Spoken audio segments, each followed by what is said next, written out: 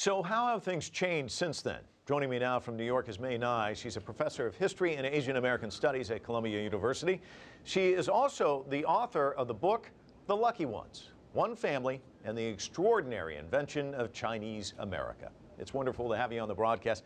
Let me ask you right off the bat, how does the Chinese immigrant story compare with others moving here to the United States? Let's say Irish American, Italians. How different is the story, would you say?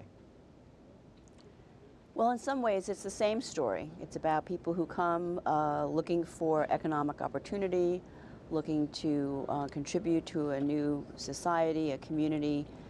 They have many of the same experiences.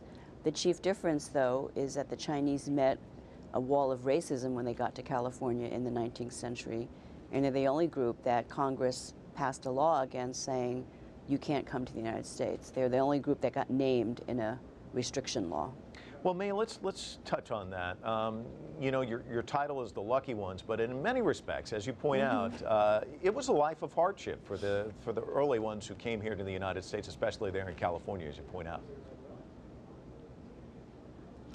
Well, people came and they worked. You know, they worked where they could. They found opportunities to do a lot of different kinds of things, and it was hard, just as it was hard from immigrants who came from Europe. So in that way, the experience wasn't that different. But where it was different is that in a lot of industries, especially on the West Coast, white Americans didn't want the Chinese working in those jobs, so they got pushed out of manufacturing, they got pushed out of a lot of mining companies, and were basically told, well, you can only work in certain kinds of jobs, in restaurants and laundries.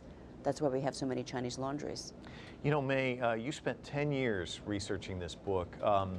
And I wonder, you know, I'm wondering if you'll take us inside your thinking, because what I find interesting about this is you're a historian. You're spending a lot of time looking at this as a fascinating story, this history, but you had an earlier career as a labor union organizer, and I'm sure the whole time you were probably getting really angry as you're researching this, because they certainly could have used you, right? I mean, it was that, in terms of labor, it was incredible some of the stuff they went through. Well, they did have their own leaders. They didn't really need me. They had their own, they organized themselves in a lot of places. I was interested in this particular family that I wrote about because even though when they came, they started being very poor. They also came at a fairly young age. They kind of became a middle-class family, and that's what interested me. You know, how did Chinese get to be in the middle class at a time when they were so you know, so opposed by the mainstream of society. So that's what interested me. That's why they're the lucky ones in a way. You know, how were they able to make it when it was so hard for anybody to make it back then? So how have things changed, would you say, from that point in time to where we are today? Well, I think the most obvious difference is that we don't have legal exclusion anymore. The Chinese exclusion laws were repealed by Congress during World War II. They still didn't want a lot of Chinese to come, though, at that time. You know, they repealed the law because China was an ally of the United States during the war, so it didn't look good to have a law saying Chinese couldn't come to this country. So it's been, you know, more than 50 years since then. I think one of the big differences is that Chinese now come from all classes of society. There are still working people who come, who still have a very hard life. Many of them work in restaurants still, or in garment factories, or in other kinds of, you know, low-skilled, low-paying jobs. But now, you know, unlike the 19th century, Chinese also come from the professional and technical classes, so you have a much bigger range of background and experience. Yeah. Can you walk us through the narrative arc in this sense that back then racism was really an issue, and yet even today, we've done a lot of stories in the last year about Danny Chen. I'm sure you're familiar with his story, the hazing rituals, you know, these racist slurs aimed at him, committing suicide. And then even in this last election, there were commercials on the air which were so racist that, you know, you'd look at them and you'd think, well, this is just over the top. But I would think if I was Chinese American, I would be so offended, and yet it still seems to be every 4 years we hear these comments. How are they viewed in the Chinese American society, would you say? I think the thing that Chinese Americans have always had to confront is this attitude among a lot of Americans that that we're not part of this country. Unlike African Americans who had a history of slavery and all kinds of racial oppression and discrimination, there's no disputing that they're Americans, right? But Chinese are seen as being foreign. You know, we Chinese Americans have a joke. You know, everybody asks us, well, where are you from? And if I say I'm from New Jersey, and they say, no, where are you really from? So there's this sense that we don't really belong here. We're always foreign, even though there are generations of Chinese Americans born in this country. I was born in this country, and yet I'm always asked, no, where are you really from?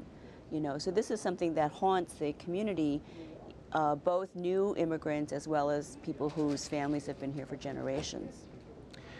Is there a ceiling, though, in terms of how high you can rise in this country if you're Chinese American or a new immigrant? I think so. I think so. I can't imagine there being a Chinese American president. You know, we have come very far in electing a black president, and I think that's a tremendous advance for this country. I don't know if any of us can really imagine a Chinese American as president of the United States. Chinese Americans are now more prominent in business, you know, and some of the very famous entrepreneurs in the .com world are Asian American or Chinese American.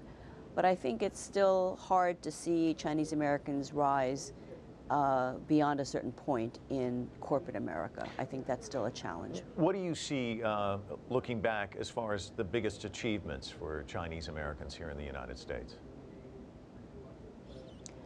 Well, I suppose in terms of attitudes, Chinese are no longer seen only as coolies, you know, as kind of semi-slaves. That's an advance.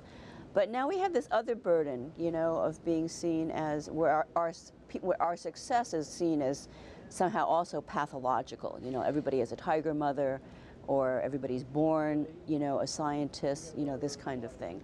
So even when Chinese Americans do succeed academically or in business or professionally, it's not really seen as a result of individual effort.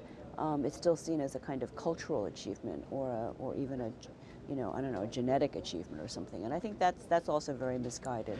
Well, you brought up the tiger mother thing, and there is a lot of stuff that's been written about that. But there is a shred of truth in the fact that you know, I've seen a lot of young students, when my kids were in high school, they'd get awards for being in the Honor Society, and I'd say something to the parents like, wow, you must be very proud, and they were like, yeah, but they had one grade that was B+ and it should have been an A.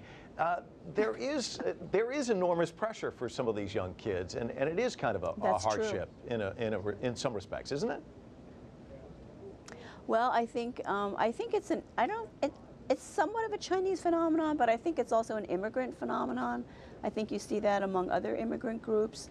They struggle very hard to come to this country, and they put their hopes in their children, and they want the children to do well in school, so their own sacrifices, you know, can be rewarded in a way by how their children do. So I think there are some Chinese that are probably too harsh with their children, but I don't think they're not the only ethnic group, you know, that has this tendency. Mae Ngai, what a delight talking to you. Thanks so much. Thank you for having me.